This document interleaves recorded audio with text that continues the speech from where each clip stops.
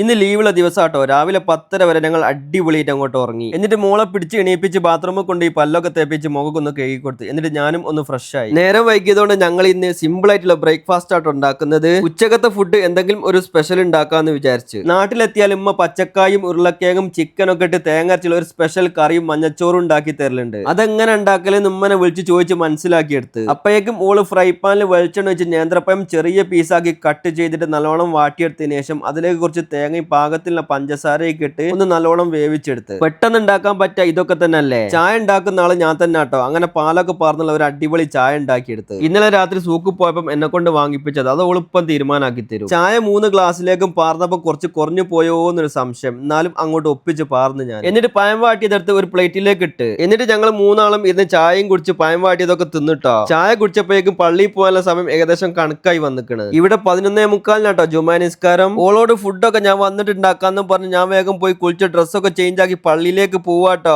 ഇവിടെ ഒക്കെ 10 മണിയാകുമ്പോൾ പള്ളിയിലെത്തിയാലേ പള്ളിന്റെ ഉള്ളിലേക്ക് കയറാൻ സ്ഥലം കിട്ടുള്ളൂ. അങ്ങനെ ഇന്നും പുറത്തുനിന്ന് ജുമയൊക്കെ നിസ്കരിച്ച് തിരിച്ച് റൂമിലെത്തി. ഡ്രസ്സൊക്കെ ചേഞ്ച് ആക്കി വന്ന് മഞ്ഞച്ചോറ് ഉണ്ടാക്കാനുള്ള വെള്ളം പാത്രത്തിലേക്ക് പാർന്ന് അടുപ്പത്തേക്ക് വെച്ച് എന്നിട്ട് വെള്ളം തളിച്ചു വരാൻ വേണ്ടിട്ട് ഒരു മൂടിയെടുത്ത് മൂടി വെച്ച് 2 ഗ്ലാസ് അരിയാട്ടോ ഞാൻ എടുത്തത്. അത് നല്ലോണം കഴുകിയതിനു ശേഷം വെള്ളം തളിച്ചു വന്നപ്പം അതിലേക്ക് ഇട്ടുകൊടുത്ത് 2 ഗ്ലാസ് അരിക്ക് 5 ഗ്ലാസ് വെള്ളാട്ടോ ഏകദേശം എടുത്തത്. അരിന്റെ വേവിനനുസരിച്ചുള്ള വെള്ളം എടുത്താൽ മതിട്ടോ. എന്നിട്ട് അതിലേക്ക് കുറച്ച് മഞ്ഞൾപ്പൊടി പാകത്തിലുള്ള ഉപ്പൊക്കെ ഇട്ട് ഒന്ന് ഇളക്കി കൊടുത്തിട്ട് അവിടെ മൂടി വെച്ച് മീഡിയം ഫ്ലെയിമിൽ അങ്ങനെ വെന്ത് വന്നോട്ടെ. ചോറ് വെന്ത് വരുമ്പോൾ അതിലേക്ക് ഇടാൻ വേണ്ടിയിട്ട് കുറച്ച് തേങ്ങയും 2-3 ചെറിയുള്ളി കുറച്ച് പെരിഞ്ചീരകം മിക്സിന്റെ ജാറിലേക്ക് ഇട്ട് നല്ലോണം ഒന്ന് അരച്ചെടുത്ത് ചോറിലെ വെള്ളം ഏകദേശം വറ്റി വരൽ തുടങ്ങുമ്പോൾ അരച്ച് വെച്ച തേങ്ങ അതിലേക്ക് ഇട്ട് നല്ലോണം ഒന്ന് ഇളക്കി കൊടുത്ത് അവിടെ മൂടി വെച്ച് എന്നിട്ട് ചട്ടി അടുപ്പത്ത് അതിലേക്ക് കുറച്ച് വെളിച്ചെണ്ണ വെച്ച് സവാളിന്റെ ഒരു പകുതി ചെറിയ പീസാക്കി കട്ട് ചെയ്ത് അതിലേക്ക് ഇട്ട് ഒന്ന് വയറ്റിയെടുത്തതിന് ശേഷം അതിലേക്ക് കുറച്ച് കറിവേപ്പിലയിട്ട് ഒന്ന് മൂപ്പിച്ച് ചോറിലേക്ക് ഒഴിച്ചു കൊടുത്ത് എന്നിട്ട് നല്ലോണം ഒന്ന് ഇളക്കി കൊടുത്ത് അവിടെ മൂടി വെച്ച് വെള്ളം ഫുള്ള് വറ്റിയതിനു ശേഷം ഗ്യാസ് ഓഫ് ആക്കി വെച്ച് ഇനിയാണ് നമ്മൾ സിമ്പിൾ ആയിട്ടുള്ള സ്പെഷ്യൽ ചിക്കൻ കറി ഉണ്ടാക്കുന്നത്. ഒരു പച്ചക്കായും ഒരു ഉരുളക്കിഴങ്ങും ചെറിയ പീസാക്കി കട്ട് ചെയ്ത് പ്ലേറ്റിലേക്ക് ഇട്ട് ഒരു സവാള എടുത്ത് കുനുകുനാന്ന് കട്ട് ചെയ്തെടുത്ത് എന്നിട്ട് ഒരു തക്കാളിയുടെയും കട്ട് ചെയ്ത് വെച്ച് കുറച്ച് വെളുത്തുള്ളി 2-3 പച്ചമുളക് ഒരു കഷ്ണം ഇഞ്ചും ചെറിയ പീസാക്കി കട്ട് ചെയ്ത് വെച്ച് എന്നിട്ട് ഒരു കുക്കർ എടുത്ത് അതിലേക്ക് കട്ട് ചെയ്ത് വെച്ച